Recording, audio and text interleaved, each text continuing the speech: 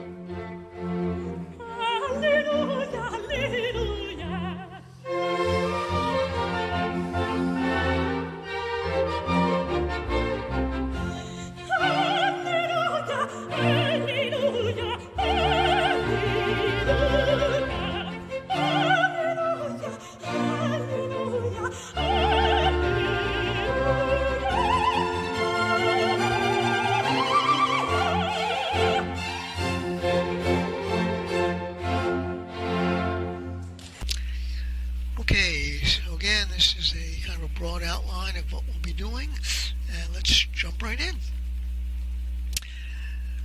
Okay, so the first thing is we want to know how many electrons are in the conduction band. This is for an N-typed donor semiconductor, phosphorus and silicon. So the number of electrons in the conduction band is equal to the number of ions. That's precisely equal, and that is equal to the dose, the number of phosphorus atoms we slam into the lattice, multiplied by the probability that those atoms are indeed ionized, which is 1 minus the probability that the electron is still on the phosphorus. If it's still on the phosphorus, it hasn't been donated, it's occupied. So the probability of ionization is 1 minus the Fermi function. So explicitly we write that out, substitute Fermi function, and then we combine these two expressions algebraically, and I've done that in somewhat more detail on the next page. And you'll notice that what happens here is we divide by e to the e d minus EF over KT, I get a 1 on top, and I get 1 over E to the ED minus EF. That produces the minus sign, and then of course when I divide by the same term here, that term gives us a 1. So when I divide by this term here, the second term gives us a 1. The first one gives us a exponential with the two terms here reversed, EF minus ED. Now, if we're close to the intrinsic, or not too far away, I should say, from the conduction band edge, then indeed the number of electrons is equal to the dose, and that's what we're going to assume from now on. That's called the Boltzmann approximation. And you'll notice here that the number of electrons is proportional to EF minus ED. Specifically, it's proportional exponentially, and that's the critical step. And that allows us to write that the number of electrons is equal to the intrinsic number of electrons multiplied by E to the EF minus EI. Again, you'll notice that we're referencing it to intrinsic, so we have the intrinsic level and the intrinsic number.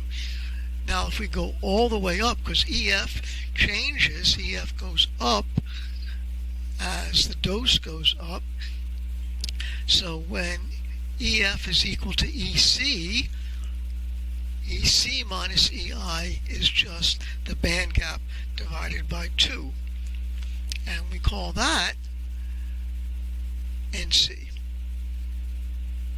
So NC is equal to NI exponent EG divided by 2 KT. And here's an explicit calculation of N sub C. You might get a excuse me, you might get a little bit a different answer here. It doesn't matter. Factors of 2 or 3 are not important. This is the accepted number, so hopefully I got it more or less right. The difference is in this effective mass. So that's some people use different numbers here, but it works out. Since this is an MKS, so N sub C will be a number per cubic meters, and to change that to cubic centimeters, we divide by the number of cubic centimeters per cubic meters, which is 10 to the 6th. Okay,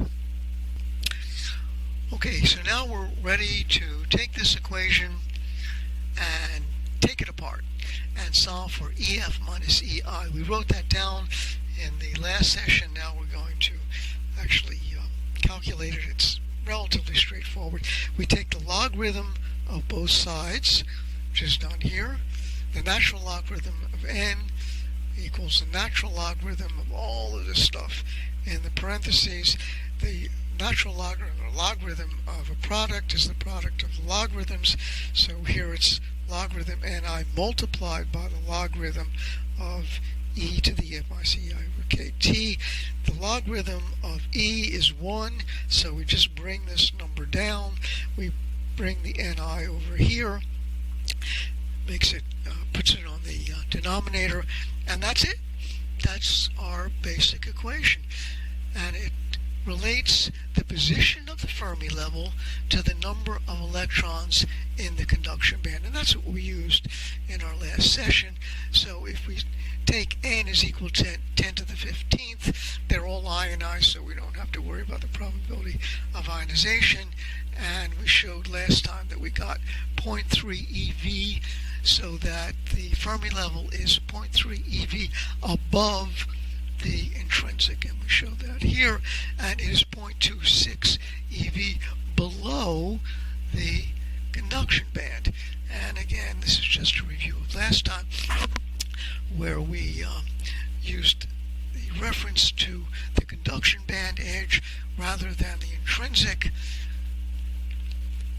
and that basically is pretty much should be old hat, but it's nice to review it one more time. So now n sub I we can write in two ways. We can write it referenced to the conduction band edge or to the number or to the position of the Fermi level reference to intrinsic. And now we can solve for n in terms of n sub c. Okay, so what we do here is we just take the n, move it over to the left side, equal to n sub c multiplied by this exponential, and then we take this exponential and we flip it over to this side. So we'll have plus e sub f, because we have this exponential now in the denominator. Flip it over to the numerator, this becomes plus e sub f, and this becomes minus e sub I. Well, we have plus e sub I minus e sub I. They cancel, and we just have EC minus EF, giving the number of electrons referenced to the conduction band edge. And now we solve for the position of the Fermi level reference to the conduction band edge, 0.26 eV below the conduction band edge. That's something we wrote down simply using logical kind of arguments, but here we see a more formal derivation. Okay, so let's continue. Again, just algebraic manipulation. We take n sub I reference to the conduction band edge, reference now also to the valence band edge. Now you notice instead of n sub c, we use NV, which is the density of states at the valence band edge, and instead of E sub c, it's E sub v. And now we solve for, we just basically square both of these. We multiply these two together.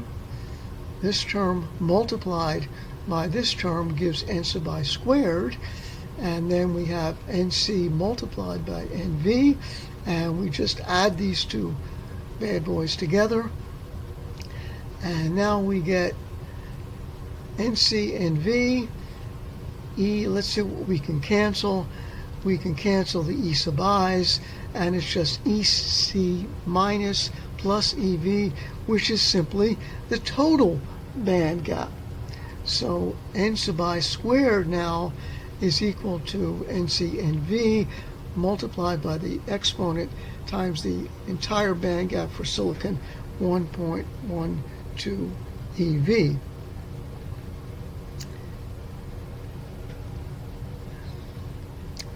Now we can further break this up and say that the number of electrons in the conduction band, we've already seen this expression before, Fermi level reference to the conduction band, the number of holes in the valence band, the number of holes reference to the valence band edge, EV, and taking their product, just multiplying the left side together and the right side together, and guess what? We get the same expression that we had up here. So now we just relate the left side of this expression to the left side of this expression, and we get, lo and behold, where is it? N sub I squared. And that's pretty cool. That is just the law of mass action. So we've recovered the law of mass action. We derived it one way using equilibrium rate constants, we can derive it in a different way using referencing the Fermi band to the conduction band edge or to the valence band edge. But in both cases, we get the same expression. The only restriction here is that this is in equilibrium, and we'll have a lot more to say about that. Okay, so we looked at this idea that if we multiply the dose by a factor of 10, we get a motion of the Fermi band, of the Fermi level by 60 millivolts. And we can show that formally here, which we do. We say 10 to, instead of 10 to the 15th, 10 to the 15th multiplied by 10. So that's the idea here, 10 to the 16th. So we just break that up and we multiply everything out, or we expand the exponential, and 0.026 multiplied by the logarithm of 10 is 60 millivolts. So whenever we have an increase of doping by a factor of 10, we get a motion of the Fermi level by 60. Okay, so for this discussion, I'm going to be using the overhead, and let's see how it works out. We're going to be talking about P type semiconductors. And the classic example here would be arsenic rather than phosphorus. Let's take a look at the energy band diagrams for P-type. We have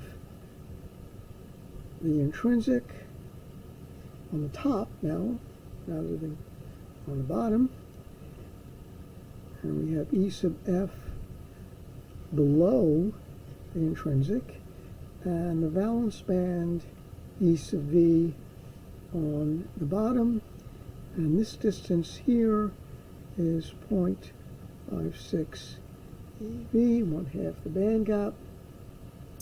And we'll be talking about N sub V rather than N sub C.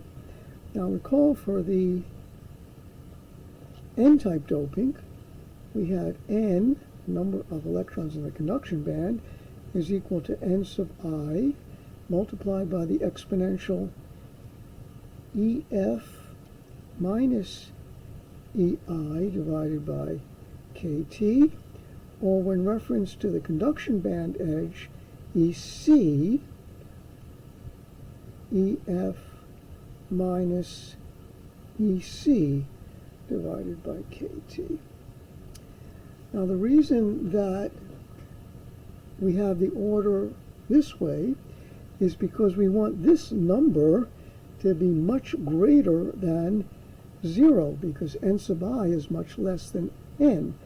So we have to multiply by a number which is orders of magnitude, like 6 or 7 orders of magnitude, greater than N sub I, which is 10 to the 10th, whereas here N sub C is about 3 times 10 to the 19th, so this number better be small. And since E sub C, is much greater than E sub F, this number is negative, less than 0. So hopefully all that makes sense, and basically we're going to do the exact same thing for P-type. In a P-type, we're going to say P is equal to reference to N sub I. What do we need? We need a number that's big. So what would that be? Divided by KT. It's always divided by KT. Well, let's see if we have a big number here. E sub F is lower than E sub I, so we should say that this would be E sub I minus E sub F. That will give a big number, because this has higher energy than E sub f. And notice it's exactly the opposite to the case that we had previously. In reference to N sub V, it will be same principle minus, well, we want a small number. If we want a small number, we want the number here, the value here, to be smaller. That's E sub V is smaller than E sub f. So this number is greater than 0, and this number is less than 0. Now the interesting thing is, one of the interesting things is, notice that we have N sub I in both cases. Why don't I say P sub I here? Well, the reason is that N sub I is precisely equal to P sub I.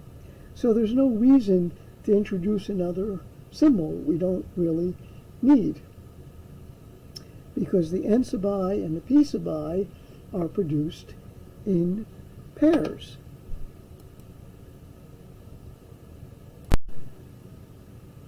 Well, then the other question you may ask is, why is not N sub C precisely equal to N sub V? And I'll put a question mark. So why don't I use, instead of using N sub V, why don't I use N sub C? Well, the reason is that N sub C or N sub V is proportional to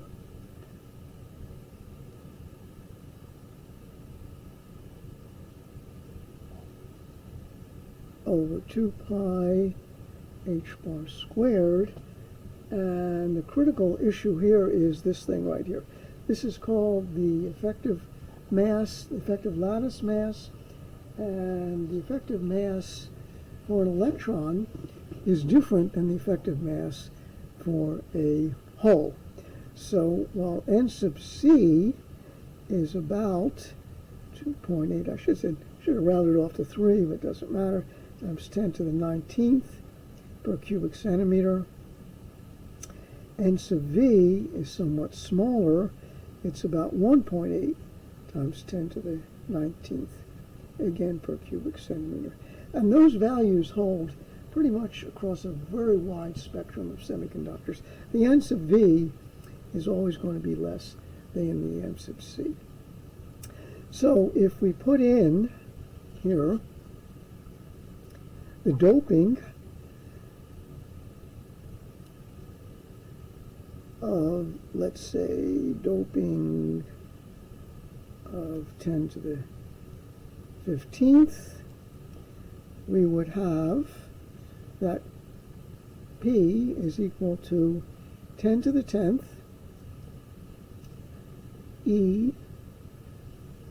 EI minus EF divided by KT, and we would go the same route that we went previously, and we would find that E sub F, or I should say E sub I minus E sub F, is approximately 0.3 eV, whereas here E sub F is below E sub I. In the case of the N-type doping, it was above E sub I. So that's basically it for P-type. We use the same logic. We look for example, if we're referencing to the intrinsic, we have to have a number which is big. If we're referencing it to the valence band edge, we have a number which is small. So it would be the same thing. 1.8 times 10 to the 19th E to the EV minus EF over KT. and we would find that EV minus EF is negative minus 0.26 EV. So that's basically it for P-type. It's the same as for N-type. Just use the logic, stand on your head, and it should make a lot of sense. I mean, not standing on your head, but the ideas are the same. The principles are the same. Okay, so let's now return to the hot plate experiment. Call it hot plate experiment revisited. And now we're going to delve into this thing a little bit more in detail and hopefully discover some kind of interesting things. First question we can ask, is the silicon in equilibrium? And I emphasize here, this is N-type silicon. And the answer is sort of. Yes and no.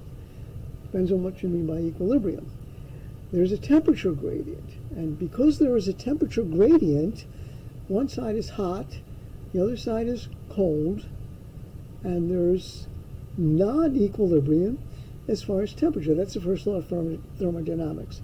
Whenever you have a temperature gradient, you have heat transferred from hot to cold. We're going to maintain this at room temperature, and we're going to maintain this somewhere in the 300 to 400 degrees C. Not difficult to do with a hot plate.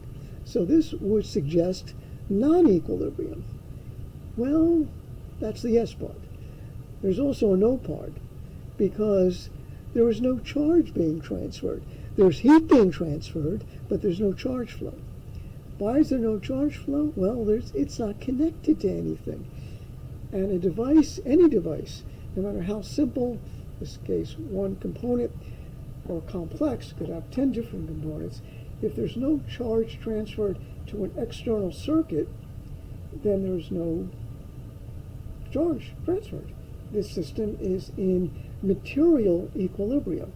And please don't think that there is an external circuit here. The dBm is just a measure of the voltage, and it's a very high impedance. So the charge does not flow here at all. So there is no charge transfer, which means that there is equilibrium. So that's the yes part. The no part is that there is non-equilibrium thermally. The yes part is there is equilibrium materially. Now, how do you draw the energy band diagram for this? Well, we have two choices. We can either keep the energy band diagram the way it was, with horizontal conduction band edge and horizontal intrinsic. Notice that the intrinsic is parallel to the conduction band edge, and if we were to draw the valence band edge, that would be parallel too, because the band gap does not change. The band gap is constant. That's not always the case, but for here, as long as the material doesn't change, in this case it's silicon, then all of the band edges, conduction band edge, the intrinsic, and the valence band edge, are all parallel. Now I'm going to claim that the Fermi level is indeed straight and horizontal, and we'll see why in a little bit, but that has to do with the fact that the silicon slab is in material equilibrium. And we're going to see that as long as we have material equilibrium, no charge flow, the Fermi level is straight and horizontal. The hot side, the Fermi level is close to intrinsic. On the cold side, or the room temperature side, it is n-doped, so it's closer to the conduction band edge. Well, that's actually rather interesting. And the reason that it's interesting is that we have now a conduction band edge whose slope is not zero. The energy changes, not with time, with position. And that's going to have rather interesting consequences. It means that there is a voltage, and we can measure that voltage with a dVm. The voltage, if we put the positive side, where do we put the positive side? The voltage shown on the dVm will be positive if the ground lead is placed on the hot side, that is the less negative side, and its positive lead on the room temperature side, that is the more negative side.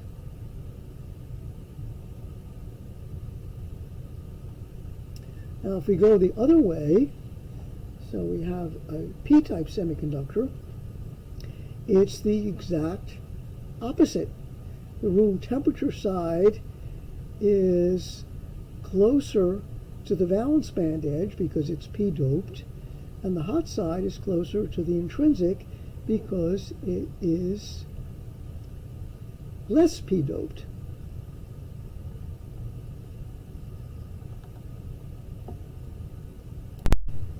Now here's the critical thing. Whenever the band edges are not horizontal, there is an electric field. That's called band bending, and we're going to study that in some detail. If energy changes with position, there must be a force which causes that change. If I jump off the roof, the force is the gravitational field, causing me to accelerate down. In this case, there is an electric field. Well, there's an electric field which causes charge to move, and there's lots of charge because it's a doped semiconductor. Whether it's N or P, it's doped either way, so there must be a current. We call that the drift current. That's the NEV type current that we've been looking at previously. So there is a current, but hold it. That can't be because this thing isn't connected to anything. But you're telling me that there is a current, a regular kind of current that I would measure in a resistive circuit. Wow, that's rather strange. So now we start thinking, is there any other issue which could account for this seeming paradox? Well, there's one other thing that we didn't mention yet. We'll mention it now. There is, for example, on the N-type, there are lots of electrons in the conduction band on the room temperature side and less on the hot side. The hot side is closer to intrinsic, so there is a disparity between the number of electrons on the left side and the number of electrons on the right side. It's going to work out that the drift current, the NEV type current, is going to be in one direction. In this particular case, the current will be left to right. The electron flow is going to be right to left for the drift current. But there is another kind of current called diffusion current, which has to do not with the number of charges, mobile charges, but the disparity in position between those charges. So, to sum up, lots of electrons over here because it is n-doped, probably 10 to the 17th or so. You see its Fermi level is pretty close to the conduction band edge. Very few electrons over here, maybe 10 to the 11th, 10 to the 12th. So where are the electrons going to flow? From that side where there's lots of them to that part where there's much fewer. And if you have 6 or 7 orders of magnitude difference, you're going to have a big electron flow from high density to low density. Doesn't depend on electric field. It only depends on the disparity of the absolute numbers of electrons or the density of electrons with position. Always from high volume or high density to low volume, low density. That's true with holes, like over here. Where are the holes? Well, the holes are going to be on this side because it's close to the valence band, lots of holes. Over here, not so many holes. So how are the holes going to flow? They're going to flow from left to right. How are the holes going to flow because of the electric field? they're going to flow, as we will see, from right to left. And they're going to cancel one another out. Not only that, they're going to cancel one another out in such a way so that the net current, which is composed of two currents, the drift current, the NeV type current, and the diffusion current, will exactly balance one another out so that there is no net current. And if there is no net current, the Fermi level will be straight and horizontal. That's going to be the primary issue, the essence of what we mean by material equilibrium. Fermi level is flat and horizontal, straight and horizontal, I should say. There may be a diffusion current, but if there is a diffusion current, there better well be a drift current which is precisely equal and opposite, so that the net current is precisely zero. So that is a huge, huge deal. And the idea of the hot plate is basically just to illustrate that, or to motivate that concept. And I think it's a reasonably good motivator. There are other ways to motivate it, but this is the one which I think is the most interesting, because we have thermal non-equilibrium and material equilibrium. I should say, just for completeness, there's another kind of equilibrium or non-equilibrium called mechanical equilibrium, which has to do with pressure, but that would take us way, way outside of what we're doing here. Okay, so rather than introducing the concept of capacitance, we're going to save that for later. Our next section, we're going to tackle a new topic, and that is capacitance. So I'll skip over that and look at the capacitance both of a parallel plate capacitor, which is the primary structure for semiconductors, and for spherical capacitors. And we'll calculate the capacitance, for example, of the Earth. So that should be a lot of fun. Well, not fun, but it'll be interesting. Okay, so finally, we have one last video clip, and I call it the futility and the insanity of hatred. We have, God knows we have so much hatred today in the world. And I don't think any clip that I've ever seen illustrates how horrible hatred is than the finale to West Side Story. And if you don't know the particulars, Tony, who is Caucasian, is in love with Maria, who is Hispanic Puerto Rican, and their love is doomed. It is,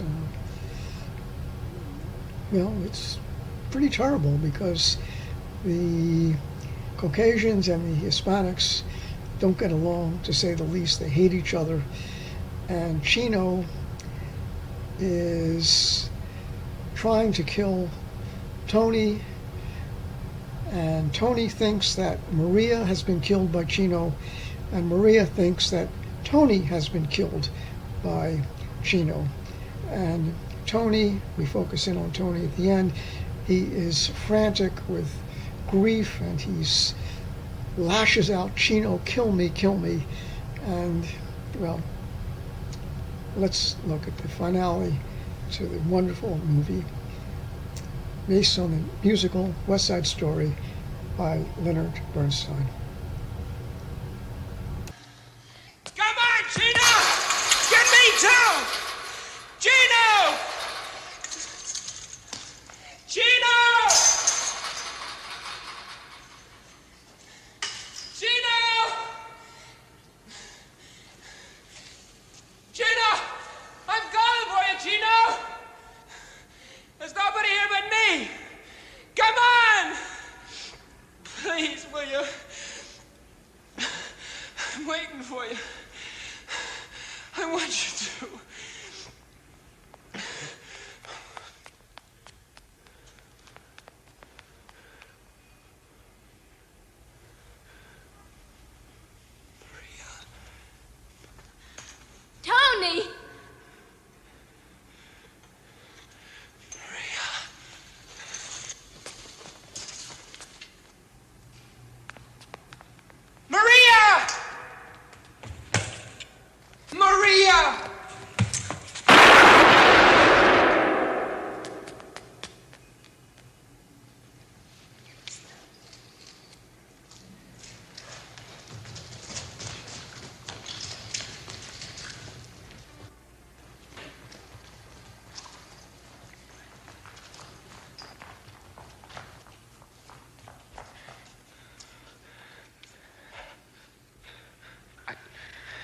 didn't believe hard enough. Loving is enough. Not here. They won't let us be. Then we'll get away.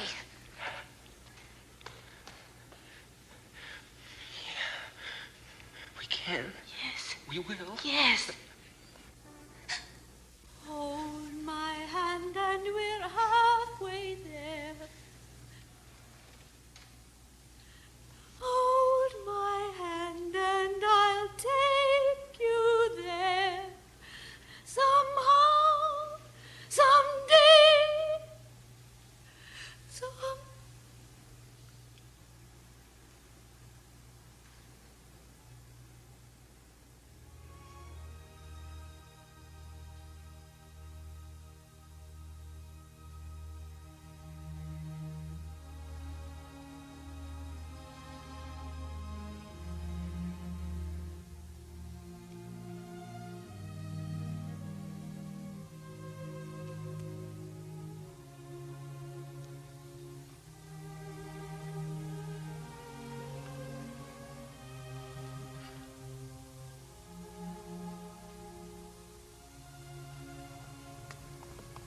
Stay back.